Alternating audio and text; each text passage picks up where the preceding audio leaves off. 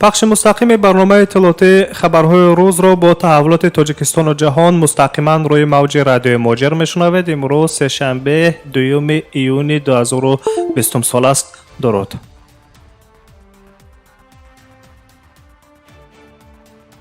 хабарҳои рӯзро аз як ҳодисаи тоза шурӯъ мекунем.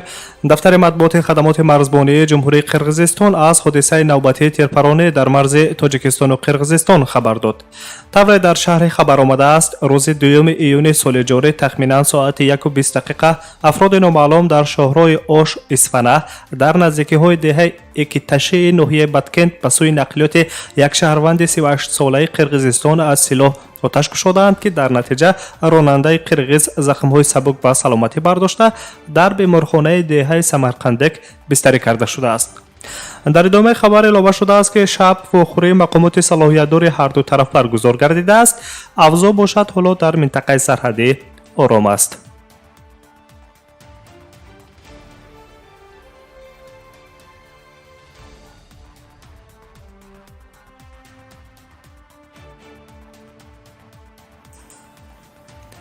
имтиҳонҳои хатми хонандагони синфҳои 9 ва 11 муассисаҳои таҳсилоти миёнаи асосӣ ва умумии тоҷикистон сарфи назар аз шакли ҳуқуқӣ бе иштироки муҳассилин сурат мегирад. аттестатсияҳои хатмкунандагони муассисаҳои таълимӣ дар синфҳои 9 ва 11 новобаста аз шакли ҳуқуқӣ дар асоси натиҷаҳои баҳои семоҳа ва солона муқаррар карда мешаванд.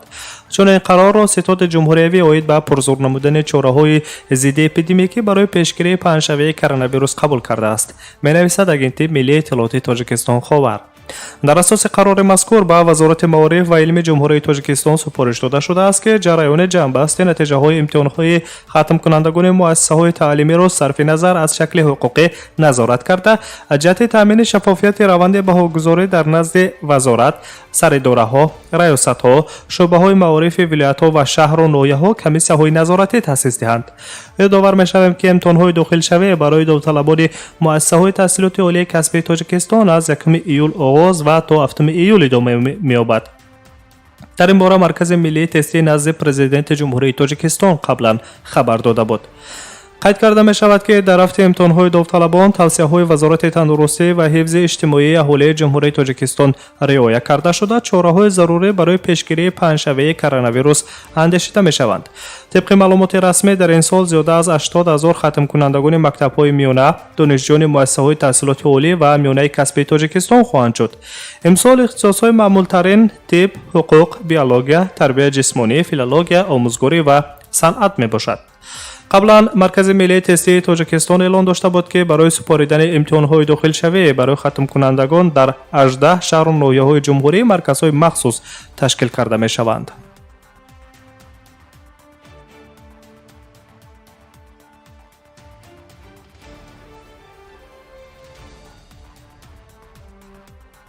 таҳаввулоти ин соатаи тоҷикистон ва ҷаҳонро мустақиман мешунавед. акнун аз тоҷикистон ба Москав бармегардем.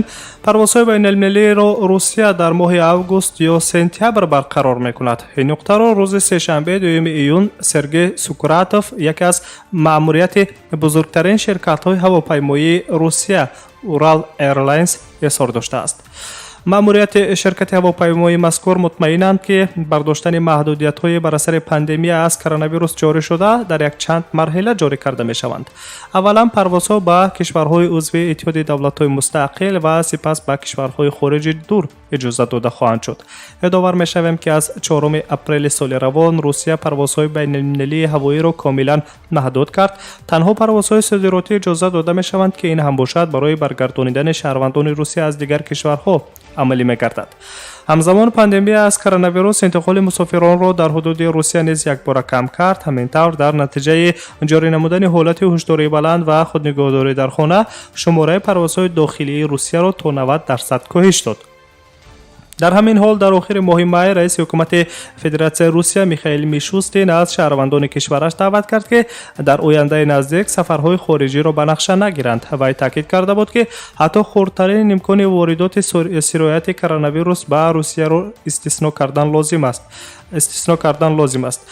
در نوبت خود رهبر مقامات روسپاتربنادزور آنا پوپووا گفت که هنگام بازگشت از استراحت خارجیان سیاحی روسیه باید حداقل карантин 14 روزه را از حساب خود شهروندان تامین کند.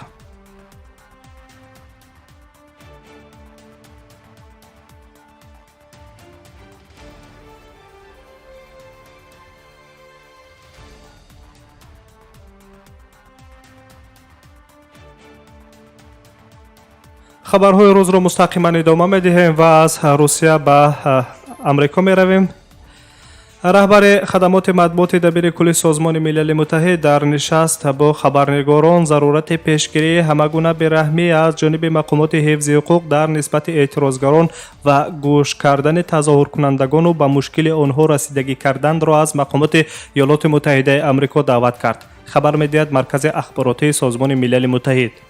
سردار خدمات مطبوعات دبیر کل سازمان ملل متحد استفان دوژارک یادآور شد که چنین تظاهرات در گوشه‌های گوناگون عالم رخ داده است و موقع رهبر سازمان ملل متحد چنین است.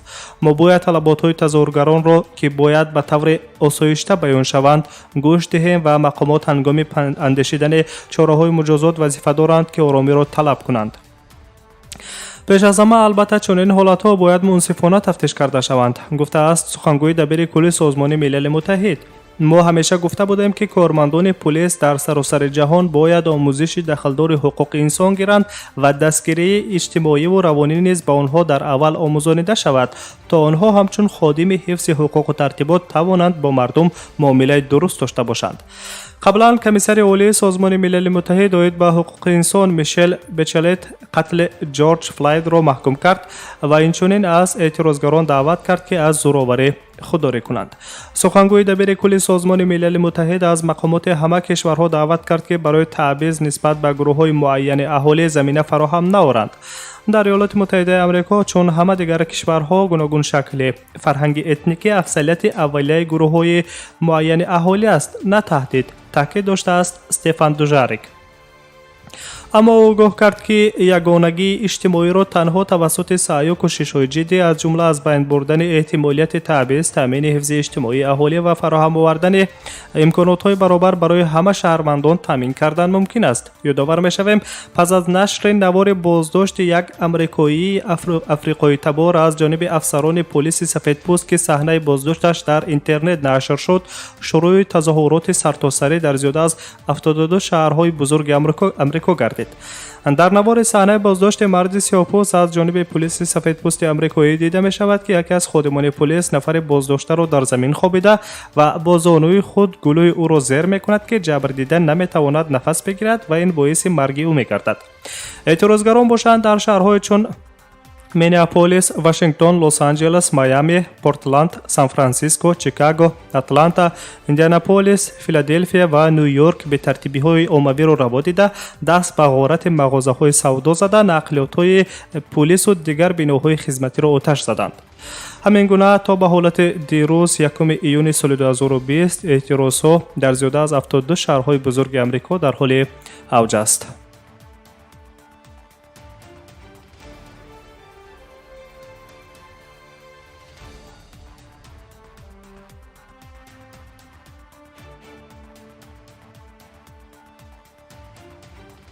سروزیر کانادا با شرکت ولادیمیر پوتین در نشست G7 مخالفت کرد. جاستین ترودو گفت که روسیه تا حالا با قاعده‌های بین المللی بی‌حرمتی می‌کند و حالا هم یک نیروی خراب کننده به حساب می‌رود. قبلا کریمل گفته بود که بازگشت روسیه به فرمت G8 هدف خود نیست. سروزیر کانادا جاستین ترودو پیشنهاد پرزیدنت ایالات متحده آمریکا دونالد ترامپ را درباره دعوت کردن روسیه به نشست G7 که در آمریکا برگزار می‌گردد قطعاً رد کرده مخالف این پیشنهاد برآمد. در این باره روزنامه نشنال پست خبر می‌دهد. جاستین ترودو خارجشوی روسیه را از این گروه پس از ورود کریم به روسیه در سال 2014 به یاد آورد. به گفته وی روسیه از آن زمان تا به حال یک نیروی خرابی‌آور باقی می‌ماند. روسیه پس از حمله به کریم چند سال پیش از سمیت G7 خارج کرده شد و رفتار بی‌اعتدالانه این کشور به قاعده‌ها و مقررات بین المللی سبب خارج شدنش از سمیت G7 گردیده بود. русия дар он ҷои худ хоҳад монд. барои баргаштани русия ба саммити G7 ман ҳеҷ имконро намебинам, гуфтааст Ҷастин Трюдо, сарвазири Канада. Доналд Трамп нақша дошт ки русияро ба нишасти G7 дар охири моҳи май даъват кунад. ғайр аз русия, тавре ки президенти амрико изҳор кардааст, ҳиндустон, австралия ва кореяи ҷанубӣ низ метавонанд дар ин ҳамоиши сатҳи баланд ширкат варзанд. илова бар ин, раҳбари амрико гуфта буд ки вай ният дорад ҳадди аққал ҷаласаи кишварҳои ширкаткунандаро то моҳи сентябри соли равон ба таъхир гузорад. рӯзи душанбе 1 июн бошад, Доналд Трамп пешниҳоди худро ҷиҳати даъвати Русия ба ин саммит дар гуфтагӯи телефонӣ бо Владимир Путин изҳор карда буд.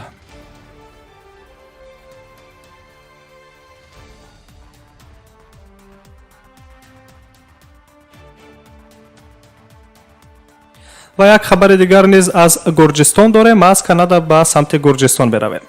манбаи сайёҳии маъруфтарини European Best Destinations Тбилисиро дар радабандии беҳтарини ҷойҳои сайёҳии Аврупо дар соли 2020 ҷой додааст.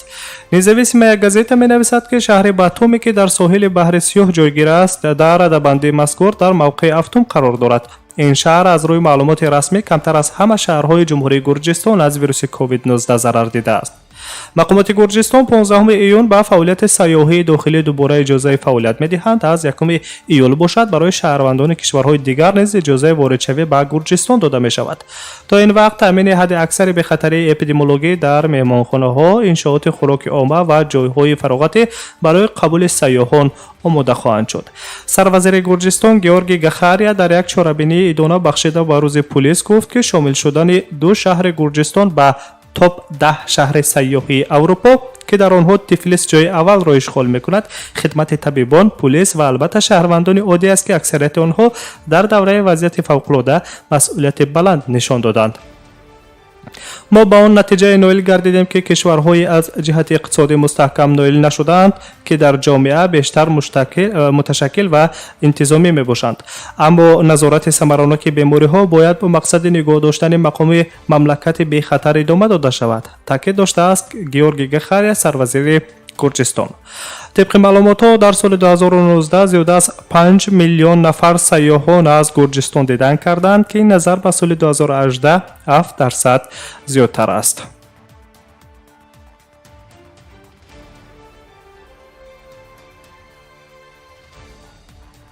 шунавандагони азиз, дар муддати беш аз 12 дақиқа маълумоти муҳимтарини хабарҳои Тоҷикистону ҷаҳонро мустақиман рӯи мавҷи радиои Моҷир манзуратон кардем. дар соатҳои баъдӣ бо хабарҳои тоза саломат бошед.